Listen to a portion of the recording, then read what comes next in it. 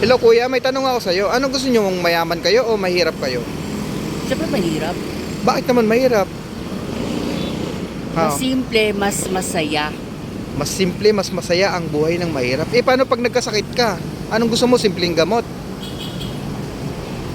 Nakadepende yan kung Nakadepende sa government service. o pwede rin. Nakadepende sa mga gobyerno.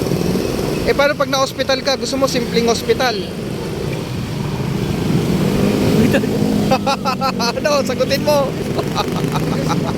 Pag nilibing ka, gusto mo simpleng libing. Ano gusto mo? Ganun bang gusto mong hirap? Harap, sagutin mo. Ang kasagutan mo ay kasagutan na rin ng mga maraming Pilipinong mamayan dito sa Pilipinas at sa buong mundo. Panindigan mo sinabi mo. Ano, wait lang. Panindigan mo yung sinabi mo. Nasa puso mo ba? Honest lang kasi Nasa puso mo ba talaga ang pagiging mahirap?